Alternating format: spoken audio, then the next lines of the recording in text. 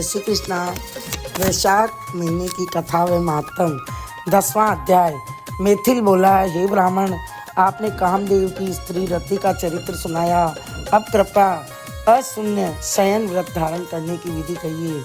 इसमें क्या दान होता है, कैसे पूजन किया जाता है तथा उसका क्या फल होता है। यह सुन श्रुतिदेव कहने लगे, हे राजन, इसका विधान श्री हरि भगवान ने लक्ष्मी जी से कहा था, वह सब मैं तुम्हें सुनाता हूँ, जिससे श्याम वर्ण लक्ष्मीपति जगन्नाथ संपूर्ण पापों का नाश कर प्रसन्न हो जाते हैं। हे महीपते, सोने व चांदी की मनोहर मूर्ति बनवाएं और पीताम्बर धारण कराकर सुंदर वनमाला से सजाएं। पुष्पों और सुगंधित द्रव्यों से पुरुषोत्तम भगवान का श्रावण शुक्ला द्वितीया से 4 महीने तक प्रतिदिन पूजन करे। ब्राह्मणों को सया दान, वस्त्र दान करे और ब्राह्मणी सहित भोजन करावे। फिर मार्ग शीर्ष आदि महीनों में पूर्ववत रक्तवर्ण श्री हरि भगवान का रुक्मिणी सहित ध्यान कर पूजन करे।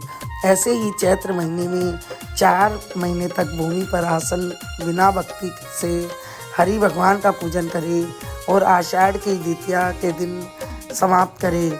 उस दिन अष्टाक्षर ओम नमः नारायण इस मंत्र से हवन करे। मार्ग शीर्ष आदि महीनों में पारायण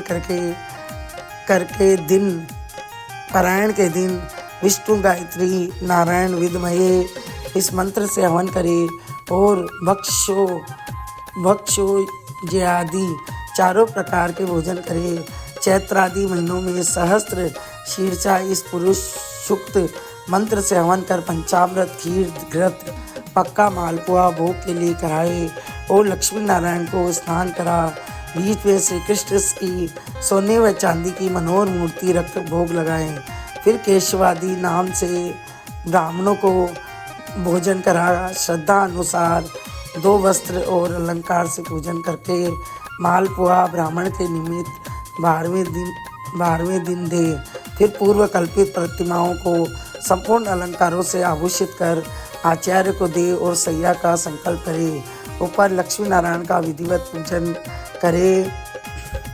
कासे का पात्र दे और ब्राह्मणी को भोजन करावे। दान मंत्र। हे जनार्दन, जैसे आपकी सैया लक्ष्मी जी से अशून्य है, वैसे ही हे केशव, इस सैया दान से मेरी सैया अशून्य हो। इस प्रकार ब्रह्मा जी के पूजा कर आप भोजन करें। इस व्रत को पुरुष सौभाग्यवती स्त्री तथा अथवा विधवा अशून्य शयन के निमित्त धारण करे। जो मनुष्य विष्णु धाम जाने की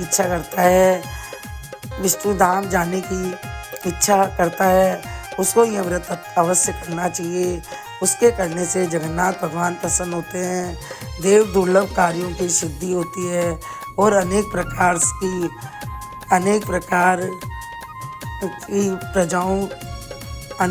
की प्रजाओं की वृद्धि होती है। अतः जैसे भी बने यह व्रत अवश्य करे। यह वर्णन हो तथा अब तुम्हें और क्या सुनने की इच्छा है। बोली विष्णु भगवान की जय। वैशाख महात्म की जय। यह सुनकर राजा ने फिर श्रुतिदेव से पूछा, हे महाराज, वैशाख महीने में छत्र दान करने का महात्म सुनाइए, क्योंकि वैशाख के कर्तव्य शुभ कर्मों को सुनते सुनते मेरी तृप्ति नहीं हुई।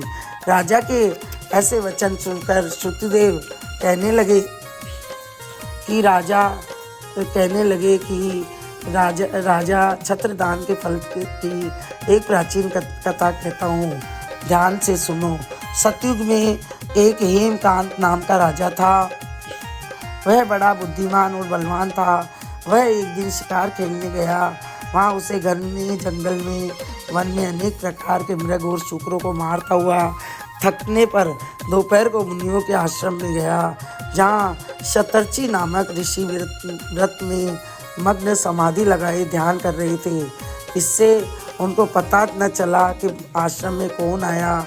अतः ऋषि ने उठकर राजा का सम्मान नहीं किया, जिससे क्रोधित हो राजा उन्हें मारने को उद्यत हुआ। तब ऋषि ने 10 सहस्त्र शिष्यों ने उसे रोका।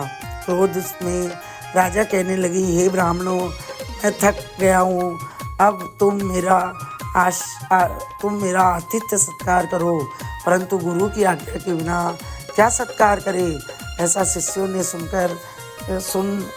से सुन राजा ने उन्हें मारने के लिए धनुष उठा लिया और अत्यंत क्रोध कर बाण छोड़ने लगे। तब शिष्य भागने लगे और उनमें से 300 शिष्य को मार डाला और आश्रम में रखी हुई वस्तुओं को पाप बुद्धि सैनिकों ने ले लिया और खूब भोजन किया। जब सायंकाल के समय राजा सेना सहित पुरी में आया और उसके पिता कुशदेव ने इस दुष्ट व्यवहार को सुना तो बेटे की निंदा कर पुरी से बाहर निकाल दिया। तब हेमकांत व्याकुल हो गहन वन में चला गया। वहाँ उसे ब्राह्मणों की हत्या सताने लगी। वहाँ पर जीव जंतुओं को मार कर खाते हुए इधर उधर घूमते घूमते 28 वर्ष बीत गए। एक दिन की बात है कि तीर्थ यात्रा करते हुए जिन त्रिस नामक महामुनि वैशाख में दोपहर के समय वन में आए तो धूप और क्षुधा के मारे व्याकुल हो वृक्षहीन स्थान पर मूर्छित होकर गिर पड़े। देवयोग से हेमकांत ने त्रित मुनि को ऐसी दशा में देखकर ढाक के पत्तों की छतरी बना धूप निवारण के लिए सर पर लगाया और अलभ्य का जल दिया। इस उपचार से मुनीश्वर की मूर्छा जाती रही। तब चेत हुआ तो उन पत्तों की छतरी को लगाए धीरे धीरे किसी गांव में पहुंचे। इसी पुण्य के प्रभाव से उसको 300 ब्रह्म हत्याएं दूर हो गई, जिससे हेमकांत को बड़ा विस्मय हुआ कि मेरी ब्रह्म हत्या कैसे दूर हो गई। इसी विचार में पड़ा हुआ हेमकांत को संग्रहणी रोग उत्पन्न हो गया, जिसके पारस संकट जान व्याकुल हुआ। तभी उसे 3 पुरुष बड़े भयंकर यमकेतु दिखाई दिए। वह अपने कर्मों को सोचने लगा कि उसने छत्री दान का ध्यान आया तो वह विष्णु भगवान का चरण करने लगी। तुरंत विष्णु भगवान ने अपने महामंत्री विश्वक्सेन को आज्ञा दी, तुम जल्दी जाकर यमदूतों को रोको, क्योंकि हेमकांत ने वैशाख महीने में धर्म किए हैं। इसलिए उनसे छुड़ाकर उसके पिता कुशकेतु राजा के पास ले जाकर कहो कि विष्णु भगवान के आज्ञाकारी तुम हेमकांत को राज्य का भार सौंप दो। विष्णु भगवान को की आज्ञा पा विश्वक्सेन हेमकांत को साथ लेकर कुशकेतु के पास गए और जो बातें विष्णु भगवान ने कही थी वह सभी उसको बता दी, जिसको सुनकर कुशकेतु ने पुत्र को सिंहासन पर बिठाया और स्वर्ग अपनी पत्नी सहित वन में तप करने निकल गया। तब राजा हेमकांड ने वैशाख महीने में कहे हुए सब धर्मों का उत्पन्न किया, स्वयं स्त्री सहित वन में तप करने के लिए चला गया।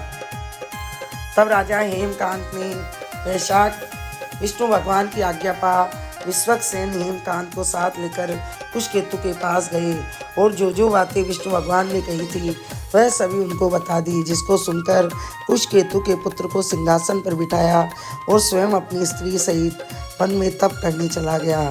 तब राजा हेमकांत ने वैशाख महीने में कहे गए सब शुभ कर्मों को किया, जिसके करने से जितेंद्रिय दयालु सर्व संपत्तियों से युक्त पुत्र पौत्रादि से संपन्न हो संपूर्ण भोगों को भोग कर विष्णु लोक को गया।